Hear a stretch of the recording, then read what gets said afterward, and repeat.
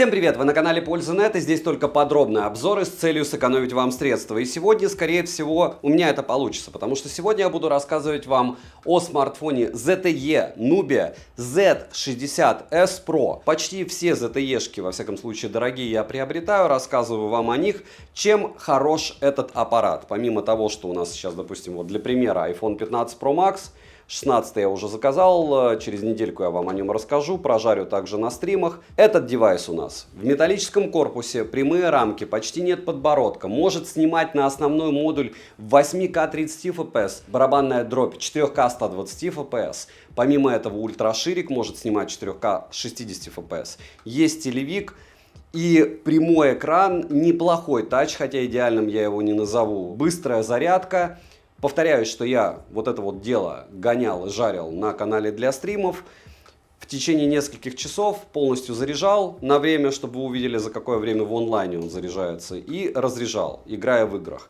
В принципе, он тест прошел, прожил, никаких там до 200 люксов сброса яркости не было, в отличие от вот этого волшебного айфона. По съемке в ролике я сравню его с Pixel 8a. Напоминаю структуру. Моей личной телеги можете скачать примеры фотографий. Скорее всего, я туда еще скину примеры видео по ссылке в описании. И примеры фотографий с этого устройства, потому что оно на 50% технически дешевле. Суперской защиты от влаги нет. Можете зайти на официальный сайт. Все довольно скромно. Там вообще она не указана. Кто-то говорит, что здесь IP54. И по большому счету смартфон интересен чем? 35 миллиметрами. То есть здесь эквивалент у основного модуля 35 миллиметров. И по идее это круто. Напоминаю, что еще будет обзор одним кадром. Называется быстрый обзор, где я буду в течение 15 минут на штативе. Это уже будет 99-й обзор в таком виде на Польза Live. Рассказывать об этом смартфоне на сам смартфон. 8 Gen 2 вылизанный, выбивает 1,5 миллиона баллов в Antutu, больше 150 тысяч storage тесте он показывает. И вроде бы все хорошо. Инфракрасник здесь есть, правда мини-джека нет, а топовой защиты от влаги тоже, это странно. Разумеется, стерео, Google сервисы, все бенды, Евровилка, это глобалка.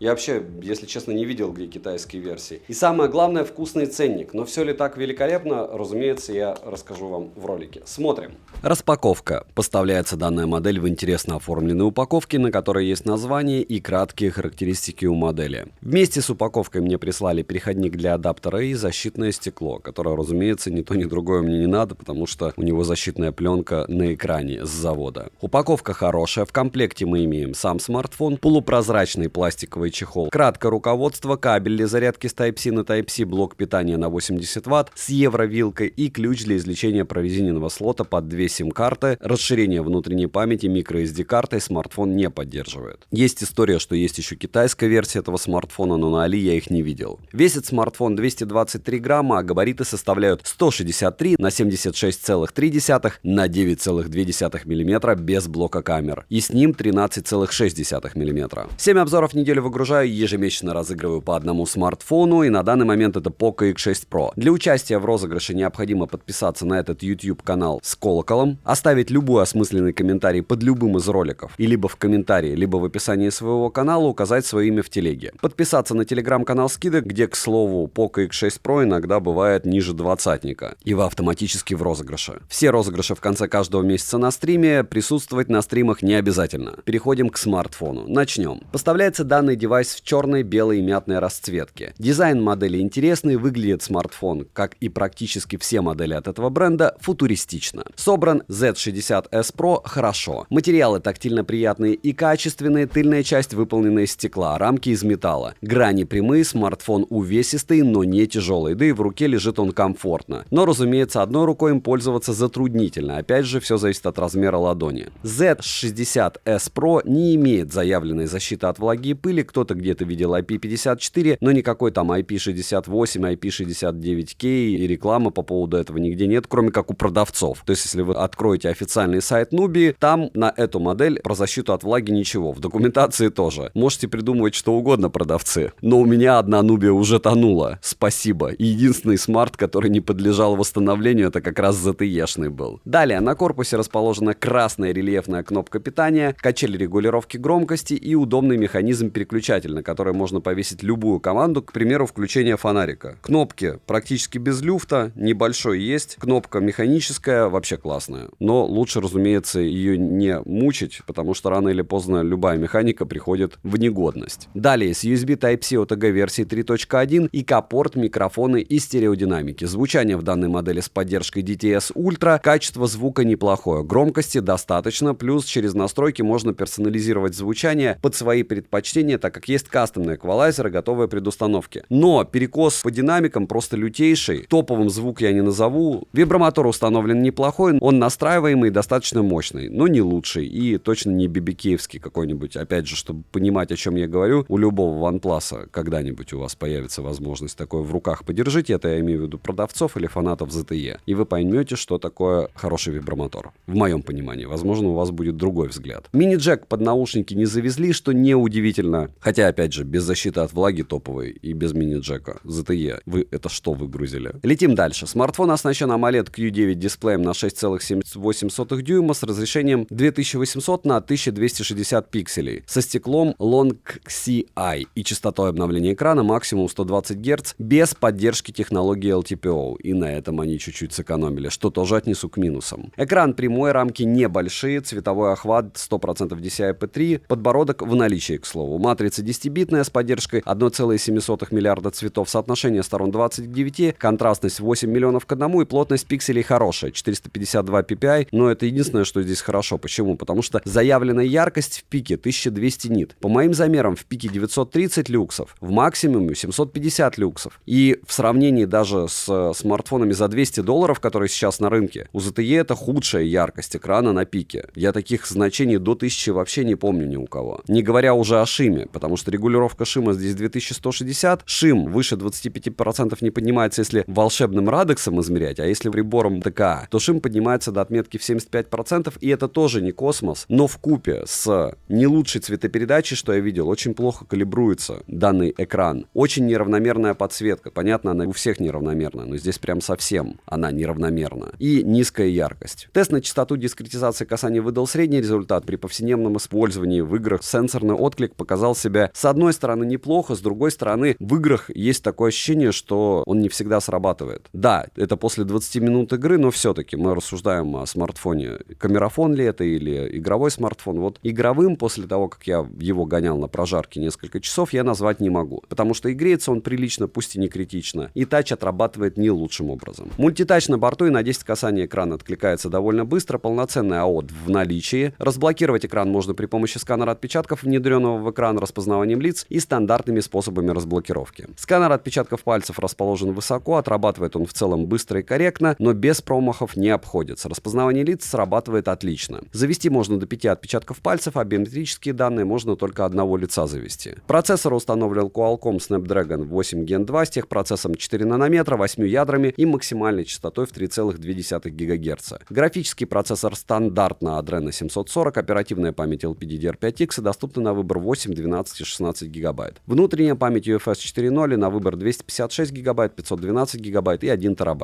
Операционная система MyOS на базе Android 14 версии, Google сервисы на борту без всяких танцев с бубном, в отличие от тех же Huawei. По связи здесь отдельный плюс. Я ни разу не встречал смартфона, который бы у меня качал Genshin Impact при 50 мегабайтах в секунду. Этот лупил 50 мегабайт. Вообще монстр. Поддержка 5G сетей в наличии для 4G сети. Все бенды на борту. Опять же, я покупал на Али глобальную версию, но китайскую я там и не видел. Звучание во время разговора приемлемое, датчики приближения микрофона не подводили, Bluetooth версии 5.3, Bluetooth кодеков достаточно, больше, чем у смартфонов от Samsung. NFC Smart поддерживает, устанавливаем MirPay, оплачиваем бесконтактно покупки. Емкость аккумулятора 5100 мАч, в PC-марке на 100% яркости с максимальной частотой обновления экрана смартфон выдал 6 часов 16 минут, Work Performance 20 тысяч. ZTE Nubia Z60S Pro заряжается от 0 до сотки. За 39 минут мы его заряжали в онлайне на стриме, поэтому данные максимально реально. 16 минут показывал 50%, притом первый раз, когда я его заряжал, за 16 минут он зарядился всего на 45%. И за 7 минут он спокойно заряжается на 25%, и этого вам может хватить надолго. Если говорить про игры, то примерно 26% он поедает в Diablo, 40% он поедает в Genshin Impact. Genshin Impact играть не особо кайфово, но за 20 минут он у нас нагрелся только до 42 градусов, и это терпимо. 44 градуса у нас показывал Puro 70 Pro. Вот там играть было невозможно. Тач в Genshin работал очень плохо, кайфа играть не было никакого, так что я не особо советую его рассматривать как игровой. Опять же, могут быть какие-то разные взгляды, у вас может быть другой опыт. По Wi-Fi в среднем улетает 5-6% заряда при просмотре YouTube. Перейдем к тестам. Тротлинг тест 405 гипсов минимум, максимально 479 гипсов и в среднем 429 гипсов на 100 потоках при 60 минутах. Во втором прогоне 266 гипсов минимально, максимально 434 гипса, в среднем 357 гипсов на 100 потоках при 60 минутах. То есть вот такая вот магия. И это не подряд прогоны были, просто в разное время. В Geekbench 6 смартфон выдал в сингл-коре 975, в мультикоре 2133. И вообще все эти цифры не важны, когда вы смотрите на устойчивость, потому что тот же Wildlife Extreme стресс-тест показал 61% устойчивости, Wildlife стресс-тест 63% устойчивости, Solar Base стресс-тест он прошел еле-еле на 34% устойчивости. Притом все эти тесты с низкой устойчивостью я проводил в помещении на металлической подставке, то есть он еще металлический, без чехла и с включенным на 16 градусов кондиционером, потому что без него он отказывался проходить 3D Mark в половине тестов, он перегревался. Вот такая вот магия попугаев и электронов, хотя вроде Gen 2 они должны были бы здесь просто вылизанные сделать. В Antutu выбивает 1,5 миллиона попугаев, потратив 8% заряда. 7 прогонов в Antutu он проживает, яркость практически не сбрасывает, практически не греется, и на стриме мы его 7 раз подряд гоняли, что свидетельствует о том, что он прям молодец. Почему? Потому что я подозреваю, что некоторые смартфоны могут и крякнуться за 7-то прогонов подряд. Стресс-тест прошел, результаты вы видите на экране, не волшебно. Storage-тест показал 126 тысяч попугаев, это неплохо. Переходим к камерам. Основной сенсор Sony IMX906 на 50 мегапикселей с апертурой 1.59, фокусным расстоянием в 35 мм, оптической стабилизацией, максимальным разрешением для видеосъемки 8К 30 FPS, есть 4К 120 FPS и 60 FPS. Но при 4К 120 FPS нет стабилизации никакой, 8К 30 FPS то же самое, нет никакой стабилизации. Далее мы имеем широкоугольный сенсор на 50 мегапикселей OmniVision OV50D40, автофокусировка, апертура 2.0, фокусное расстояние в 13 мм, макрорежим до 25 мм и угол обзора в 125 градусов. Особого внимания прошу уделить примерам фотографий, по ссылке в описании в моей личной телеге, посмотрите их, для того, чтобы понять, что не все так волшебно, как вам хотят это дело представить. Вот. Смартфон, к сожалению, звезд с неба вообще никак не хватает. Ультраширик максимум снимает в разрешении 4К 60 FPS, а телевик может снимать только в 1080p 30 FPS. Вот такая вот магия. При переходе между камерами сильного изменения в цветах нет, и они довольно плавные, эти переходы, по мне. Последний сенсор на тыльной части — это как раз телефотосенсор на 8 мегапикселей Hynix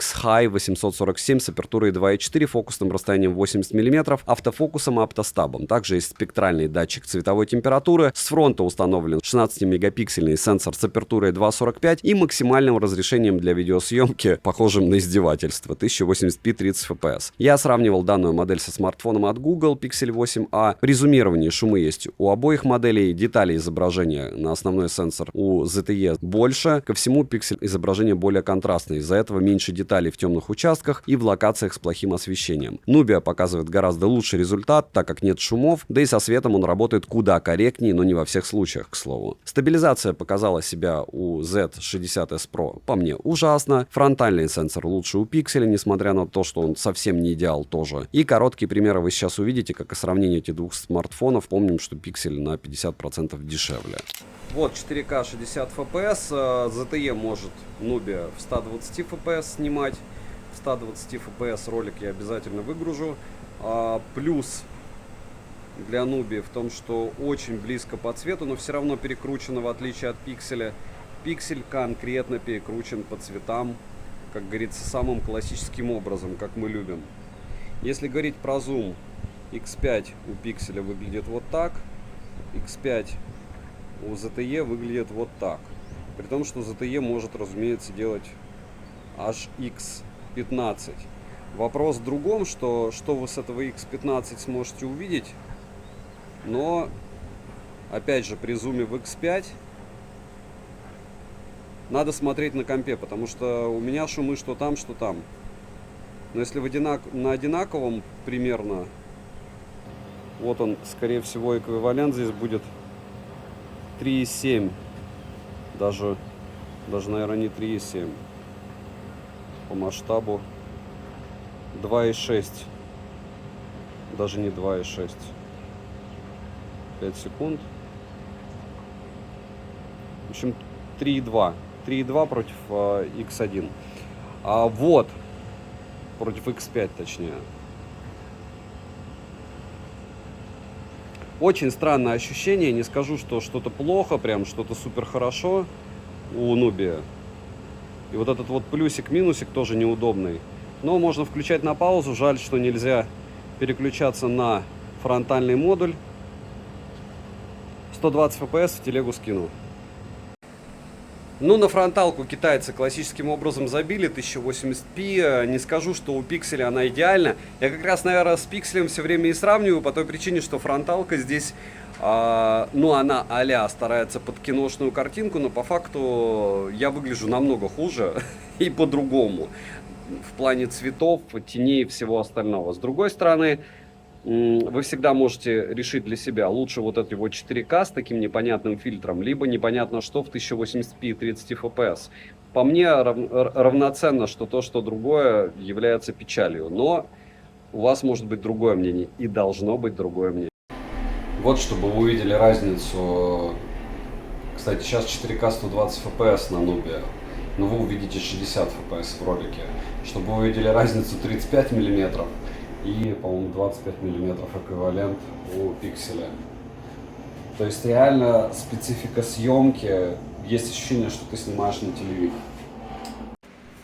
Вот кнопку нечаянно нажал. Огромный плюс этой истории, когда ты сравниваешь китайский смартфон и пиксель, допустим, или какой-то китайский смартфон с приличной фронталкой, а второй смартфон, он идет с неприличной фронталкой. Смысла долго сравнивать нет, правда? То есть вот у нас пиксель 4К 60 FPS, 30 FPS и 1080p 30 FPS на Nubia. Возможно, кого-то это дело устроит, но опять же в каком-то смысле не тот ценовой сегмент, чтобы топтаться на месте. Здесь вроде не скрытая фронталка, но топчется на месте. Так, 4К 60 FPS я честно помог с фокусом ZTE, потому что без фокуса он мне показывал все в мыле, очень специфические 35 мм. Хочу отметить еще, что он очень долго делает фотографии, даже дольше, чем пиксель. Хотя пиксель это точно не образец по фото. И вот так давайте в течение 10 секунд я покажу вам, как он может снимать. Разумеется, на ультраширик он переходить не может, но вот такая вот история. X5, допустим, здесь, X5 здесь, X5 здесь поприличнее все равно выглядит на ZTE. Так, 4К 30 FPS, к сожалению, нельзя на ZTE переходить на ультраширик, при этом у пикселя можно. И то, как же поедает кадры просто пиксель, это что-то с чем-то. Но, опять же, вот вы должны знать своих героев. Я, наверное, даже 9 себе оставлю, потом с ним буду все сравнивать. Зато цвета реальные ближе у пикселя, чем у ZTE. Ну и немного фронталки в тех же плюс-минус условиях. Как бесит, правда? Особенно тех, кто продают, когда можно открыть каждый ролик, увидеть плюс-минус то же лицо и ту же самую, тот же самый пейзаж и освещение. Ну, то есть ночью вообще освещения в принципе нет, поэтому очень удобно. И те же самые лампы. Тяжелее так, правда, ZTE-шевцы продавать. Фронталка вообще просто. Ну что же, две основы, 4К 60 FPS, и вот так вы сможете снимать на эти два смартфона в помещении с дополнительным освещением. Максимально, скажем так, студийным, почти студийным.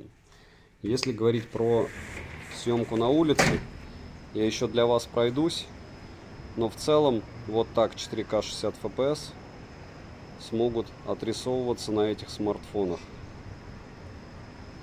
В целом пиксель сейчас перекручивает.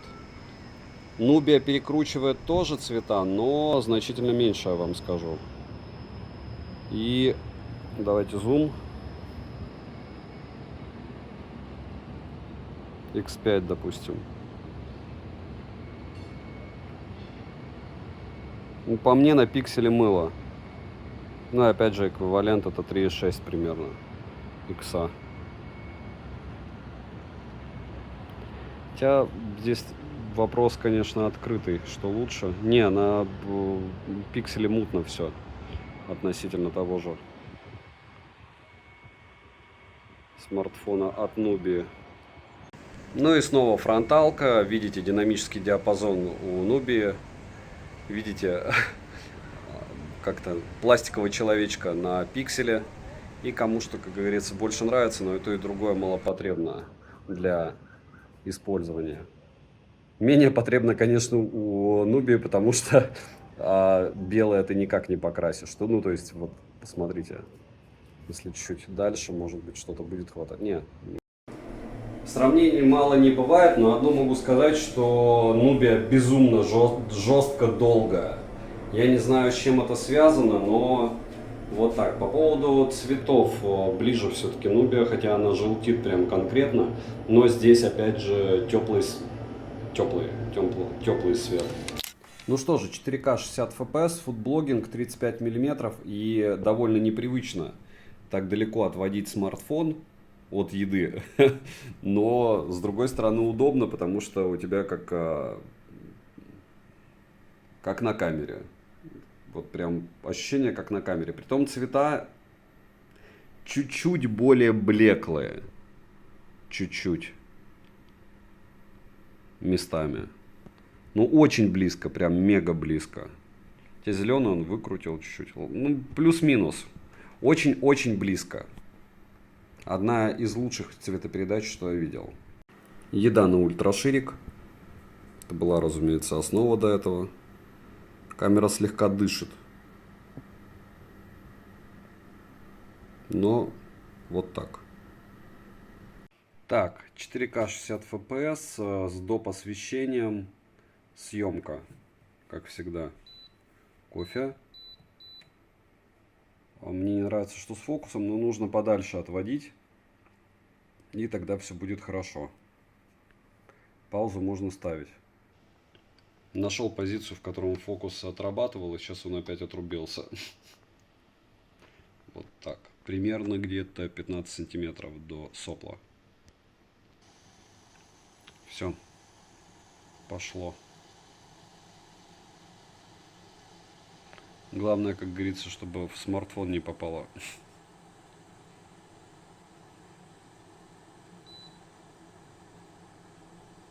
Звук есть, а кофе пока нет. И пошла.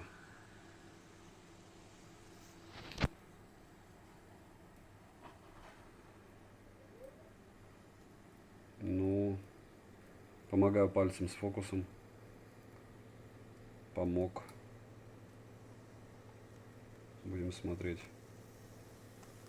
будет он терять или нет его. Будем надеяться, что нет.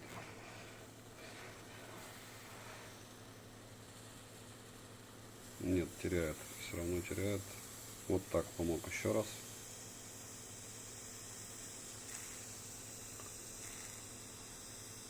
Во. В общем, надо на довольно большое расстояние, где-то 20 сантиметров от объекта, отводить эти 35 миллиметров, а тогда все будет хорошо. Меньше 20 сантиметров не камильфо. И стабилизация, конечно, по-другому отрабатывает, не как на других смартах. Из-за фокусного расстояния не так ему легко. Но зато, когда ты фокус ловишь, видите, какая картинка. Прям вау. Но для этого надо поймать фокус. Основной, как говорится, магический момент с дополнительным освещением. Вот так сможете снимать. Очень хотел 120 FPS съемку. Вот 120 FPS в телегу скину. У нее ограничение до 15 минут. Буквально секунд 20. Увидите, сколько это дело весит. И иксы. Также X15, я так подозреваю. А, нет, X10. В 120 FPS X10. Но какая-то мутная дичь. Мутная дичь на X5. Тоже мутно. Вот начиная с X2.5 где-то. Более-менее приличная картинка. Так, я магическим образом забыл подснять на 4К 60 FPS, как я съезжаю, поэтому вот это 4К 60 FPS, как я заезжаю на гору, разумеется, так не делать, тем более ночью. Всегда все руки на рулях, обязательно в шлеме, обязательно ни с кем не разговаривать, но вот так вы сможете снимать на этот смартфон. Повторяюсь, исходники в моей личной телеге, что с фото, что с видео, это в 4К 60 FPS ночью. Хотя ночью, опять же, лучше снимать в 4К 30 FPS, сейчас увидите разницу.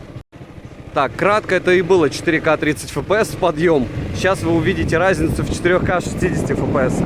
Но это не критично, опять же, те, кто смотрит видео, а это только 5-я часть людей, которые смотрят ролик, вот так можно очень легко встрять. Человек не знает, что здесь одностороннее движение.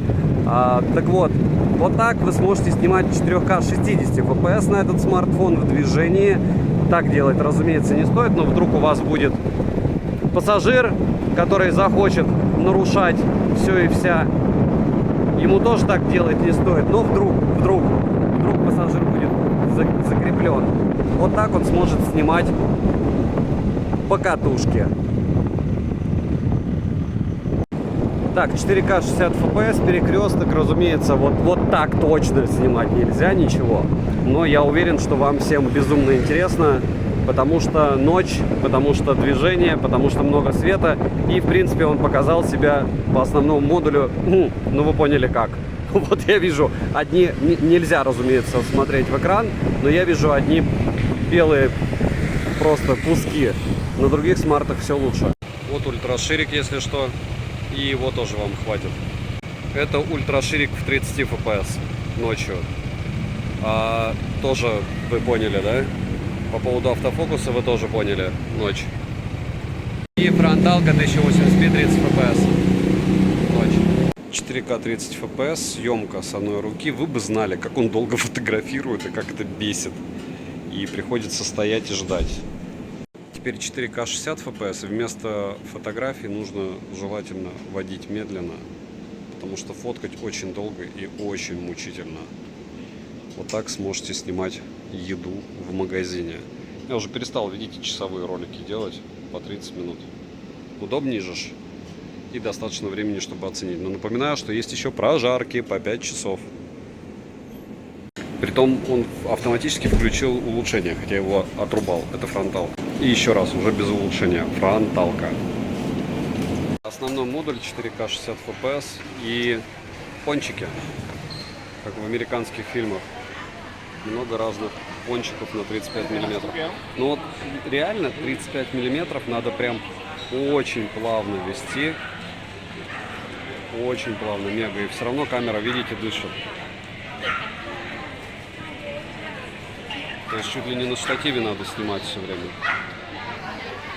Есть плюсы этого фокусного расстояния, есть много минусов.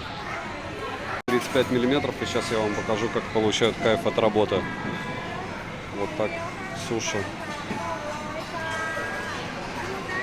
Как говорится, счастье, оно рядом. Еще немного фронталки, и повторяюсь, это один из тех, наверное, случаев, когда мне минимальное количество хочется примеров делать съемки. На 35 миллиметров, разумеется, будет интересно. Сделаю обзор одним кадром. Но вот такая вот штука, это, конечно, фронталка. Как будто подэкранная, но не подэкранная. И вроде объем есть, и вроде картинка даже нравится, но фокус дышит очень часто. Вы можете этого не видеть. Ну нет, вы это видите по-любому. Плюс прыгает, реально прыгает освещение, есть определенный пропуск кадров. И пусть автофокус довольно неплохой, даже с основного модуля, создается ощущение вот именно дерганости какой-то такой. С другой стороны, так у многих смартфонов, может быть, я из-за экрана просто так расстроился. Ну а ультраширик 4К 60 FPS тоже с автофокусом. Хотя ночью могло показаться, что это не так. Вот сейчас это 2X3 80 мм телевик. Может снимать только в 1080p 30 fps. Максимум зум X15, у меня реально внутреннее ощущение, для кого я это рассказываю. Кто-то досмотрел до этого момента с телевиком? Вот он, телевик. Если смотреть на фронталки, то я сделал всего 2 фотографии на Nubia. Во всяком случае, сделал я их больше, но оставил 2, потому что они более-менее приличные. В примерах видео вы видели, что оно делает. Пиксель на 333 головы выше. Да, у него с контрастом беда. Да, вы скажете, а почему не ручные настройки? Но я всегда все делаю в автомате. Это так же, как советуют, знаете, все время экспозицию менять, в Pro режим идти. Вы серьезно? Вы покупаете смартфон за полтинник для того, чтобы потом ручными настройками пользоваться? Я могу вам раскрыть страшную тайну. Можете купить за $200, накатить Google камеру и ушатать смартфон за $600. Так, по фронталке здесь все видно и по деталям, и по цветам, и по динамическому диапазону. Пиксель лучше. Не идеален, но лучше на 2 головы. Если говорить про ультраширики, давайте про них поговорим. Вот у нас Nubia на 13 мм эквивалент и ультраширик от пикселя на 14. Искажений больше по мне у Nubia, но это мне так кажется, у вас может быть другой взгляд. По деталям, если говорить про детали, здесь плюс-минус все одинаково. По цветам, здесь больше пластилина и мыла, здесь выкручены цвета. И в тенях лучше вытягивает пиксель однозначно все. И хоть как-то натурально выглядит. То есть по ультраширику точно. Если говорить про основу, вот смотрите, это великолепные наши 35 мм в автомате и пиксель в автомате. Увидите ли вы такую разницу, чтобы сказать, что пиксель был ушатан ZTE? Я не вижу. Но вот опять же, даже можно сказать, что мне что-то больше нравится не под брендом ZTE. Хотя, да, за счет контраста, видите, вот, допустим, вот эти всякие объекты мелкие у пикселя выглядят интереснее. Еще немного сравнения. Ночная фотография. Вот обратите внимание на цвета. Где вам они больше нравятся и где вы видите, чтобы больше вытягивало деталей. И вы удивитесь, по деталям. Здесь ушатайка идет от пикселя, по мне. По цветам то же самое. Хотя, опять же, ни тот, ни другой смартфон идеальный свет не выбрал, но пиксель был ближе. Не такой там теплый, прям безумно теплый свет был. Если говорить про основные модули, то здесь опять вкусовщина. Почему? Потому что хотите хорошо выглядеть, это ZTE, хотите выглядеть в шумах, пиксель. Но однозначно ZTE лучше, потому что, видите, смартфона хотя бы он нормально зацепил, а здесь прям шумы шумами. По фронталкам Nubia хорошо выглядишь. Но фронталка сама по себе качество, конечно, атас. ZTE, вот, к сожалению, да. К сожалению, 40+. Минусы: мало яркости экрана, нет мини-джека, фронтальная камера плохая, ужасная, прямо скажем. Операционная система работает не всегда корректно, нет беспроводной зарядки, нет заявленной защиты от влаги и пыли. Та же история с телевиком с его разрешением для съемки. И особое внимание, конечно, на стабилизацию. В 4К 120 FPS зачем их добавлять без стаба, когда в 4К 60 это не особо стаб хорошо работает. Лучше бы что есть допиливали. Цены можете посмотреть по ссылке в описании к видео, она, кстати, приятная. Не забудьте подписаться на телеграм-канал скидок, взаимопомощи и мой личный телеграм-канал по ссылкам в описании. Резюмировать я бы хотел в этот раз недолго и не мучительно. Почему? Потому что вы очень легко можете определить, кто рассказывает о Nubia для того, чтобы ее продать. Это человек, который в названии не указывает ZTE. Почему? Потому что ассоциации у нас с ZTE не очень хорошие, правда? С одной стороны. С другой стороны, Nubia как бренду уже 12 лет. То есть зелеными их не назовешь. В плане ПО не супер. Мне, я как говорил на стриме, очень не нравится их экран. Потому что если ты зайдешь в магазин и где-то найдешь Nubia, чтобы ее продавали, и посмотришь на цветопередачу и все остальное, у того же Samsung, у того же топового Realme, у того же Xiaomi, как минимум тебе станет странно. Когда ты сравнишь тачу Realme, OnePlus и этого смартфона, как минимум ты подумаешь, а за что такие деньги? А я сейчас вам объясню за что. То есть я технически его приобрел, я показывал на стриме, в рублях за 44 тысячи рублей. Глобалку тоже с пересылкой, таможней и всеми остальными делами. На Алихе он сейчас 48, ну плюс еще кидаем таможню, выходит 51. Мне кажется, что вот эти штуки в закупке в Китае, серовозы поэтому их и рекламируют, 1027-28. Почему? Потому что если говорить, что это игровой смартфон, ну серьезно, вы тач пробовали его? Да, играть можно, но сказать, что ты получишь такой же кайф, как от ROG Phone 8, который стоит так же, нет. Если говорить про съемку видео, ну здесь еще раз, вы идете смотрите фотографии, я не нашел человека, который бы сказал: вау, как круто он фотографирует. Может быть, это будете вы, скачайте исходники. Никакой суперстабилизации здесь для 35 мм до сих пор не придумали. Если там какое-то время назад я кричал с пеной у рта: вау, как круто, интересная идея, такая реализация где? Нет никакой стабилизации для 4К 120 FPS. Это что, для того, чтобы на штативе повесить и что, если в 60 FPS при стабилизации ее практически нет? Фронталка уровня какого лешего за такие деньги? То есть, что они предлагают за эти деньги? Я сейчас вам кратко объясню. На моем стриме многочасовом пришел один из их продавцов, прям 100%, потому что я сделал специально для него опрос, какого эшелона, по-вашему, ZTE? Потому что это ZTE. Red Magic, Nubia — это ZTE.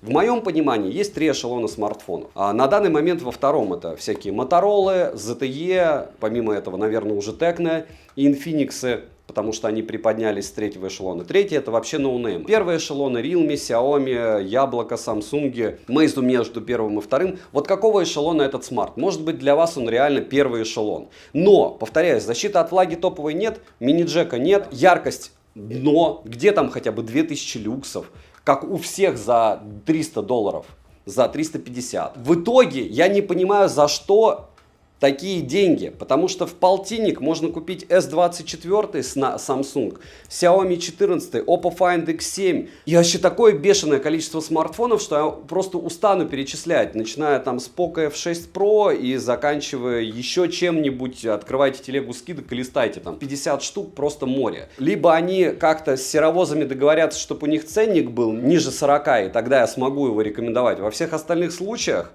нормальный смартфон. Очень буду благодарен, если вы напишите в комментах какой-то эшелон. Если вы продавец или вы фанат ZTE, буду 2 раза благодарен. Бренд хороший, хорошо, что он существует, хорошо, что на него бывают обзоры. Смотрите, сравнивайте.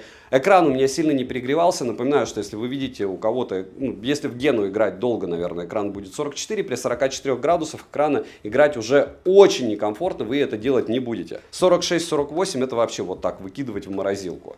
Повторяюсь, что 3D Mark он у меня идеально не прошел, то есть понадобилось для этого охладить комнату, включить кондиционеры, долго это все дело до 17 градусов доводить, поставить его на металлическую подставку, снять чехол, и тогда он кое-как его прошел. Если не считать того, что своих денег он по мне не стоит однозначно, учитывая, сколько у него в эти деньги конкурентов. Мое субъективное мнение: девайсу от меня однозначно да, в отрыве от стоимости. За те деньги, что я его купил, тоже да, потому что на другие рынки они адекватно через Алиху продают по 43,5, по 44, и, соответственно, его можно потом продать за 50, за 45. Я на нем вряд ли потеряю, тем более я его не топил. А, еще и защиты от влаги нет. За что такие деньги ZTE? Ой, Nubia. Вы поняли, в общем, чтобы не вспоминать ZTE, надо сказать, за что такие деньги Nubia. Добра и удачи вам, дорогие друзья.